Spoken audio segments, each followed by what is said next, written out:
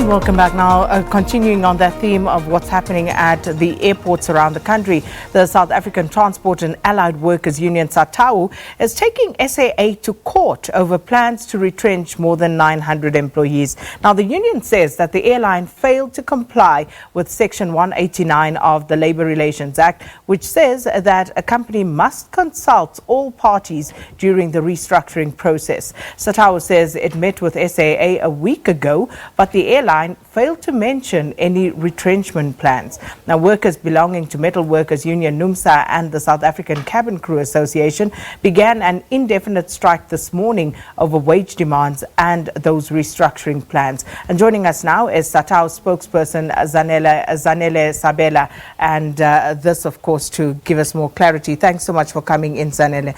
So, firstly, the strike action that the other two unions embarked on this morning, why is Satawu not a part of that? Okay, we're not part of it because at because SAA is so huge, there are several unions that organize workers there. So us, along with AWUSA and Solidarity, we have a majority at SIA Technical, and therefore they have a majority at SAA Corporate. So what is happening is we also have wage negotiations currently on the go. Didn't go so well because they put a 0% increase on the table. We declared a dispute, went to the CCMA. We were there on Tuesday. So there's a lot happening. In that last week on Friday, there was a meeting where all the labor unions were invited. They call it the Labor Forum at SAA.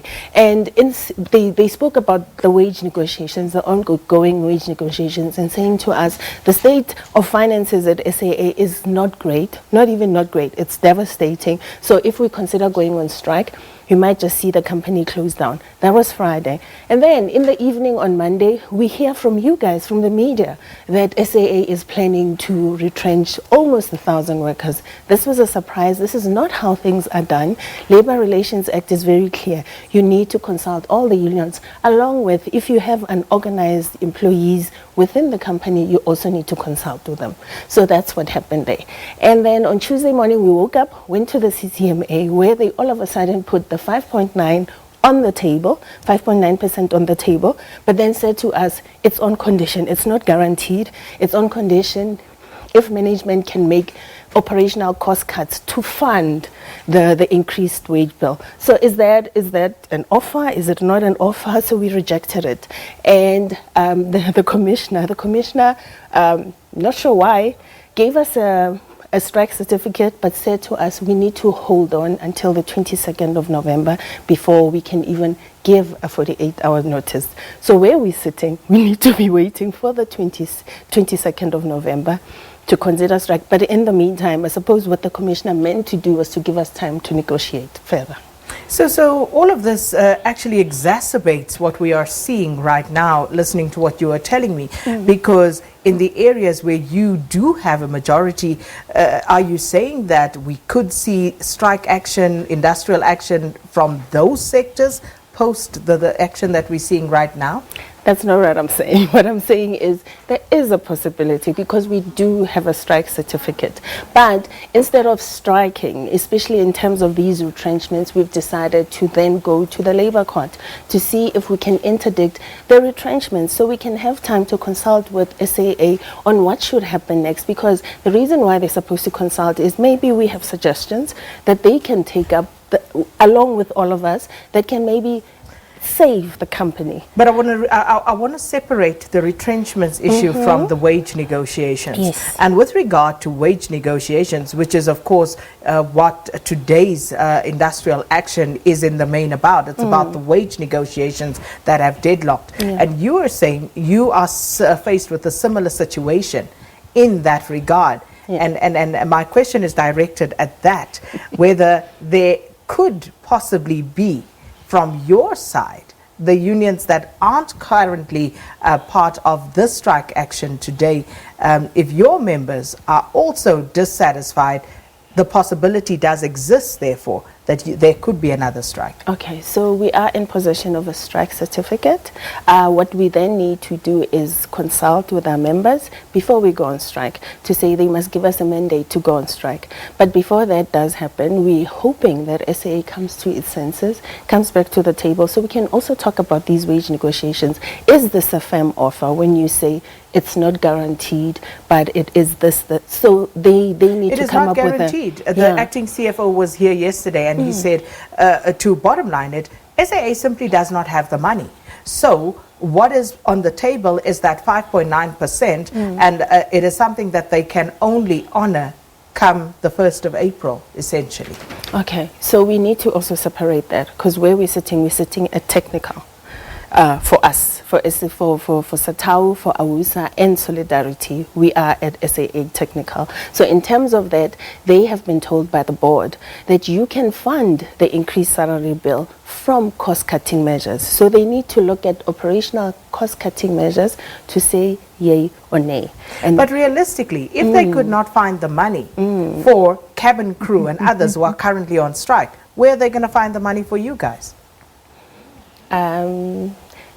SAA Technical, although it's a subsidiary of SAA, is in a better position in terms of its finances. Although they're also strained, it is in a better position. So in terms of that, it runs sort of separate, although it is part of the group. So if we were to take a holistic look at what's happening at South African Airways, don't you think that this is creating at least the perception of a very Orwellian a type of organization whereby, you know, some animals seem to be more equal than others because you can't find the money to pay cabin crew, but the pilots, and it was explained what the situation was, why the pilots were actually afforded that 5.9% increase because of a bargaining council agreement, and you know, they had to honor that particular agreement. But then we're now talking SAA Technical, and you are saying again that there might be money because of this particular entity actually showing a profit to pay them. So does that not concern you as a union, that you do seem to have these different fits for different parts of the organization? I mean, that has always been a problem. Some years ago, we actually did raise problems with the fact that pilots seem to be treated better than everyone else. Whenever they go off to a destination, they will stay in 6-star hotels while the rest of the cabin crew will stay in a 3-star hotel.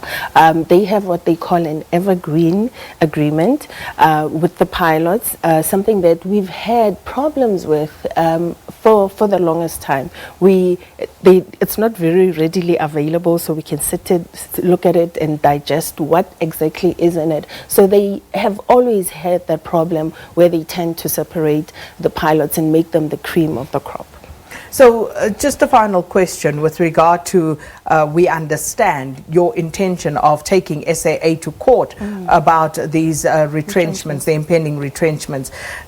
Just give us clarity on that, because you did say you feel that there wasn't the requisite consultation as per Section 189. So what are your plans? Okay, so we are looking at all possibilities, including going to the Labour Court to interdict this process, so we can actually sit down, which is what SAA should have done. Now, look at the fact that on Friday they tell us this, they warn us, don't go on strike or this could happen. And then Monday evening, now all of a sudden they're talking about retrenchments. It's impossible that SAA over the weekend now all of a sudden came up with this restructure plan. So they're just pulling it out and throwing it in these wage negotiations, which quite frankly they're negotiating in bad faith.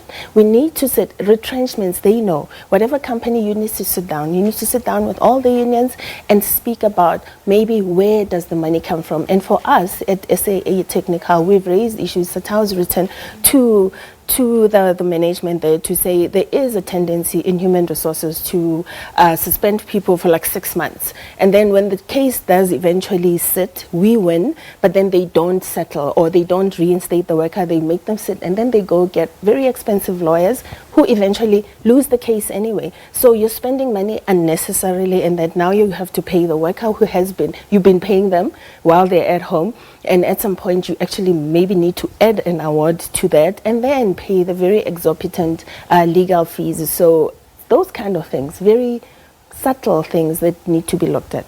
No doubt we'll speak to you further as things develop, seeing that you were issued that strike certificate. So we'll keep an eye on these developments as well. Zanele Sabela is the spokesperson of the South African Transport and Allied Workers Union, talking to us about the court application impending, or a possible court application, I should say, against SAA. Well, let's go to Leanne.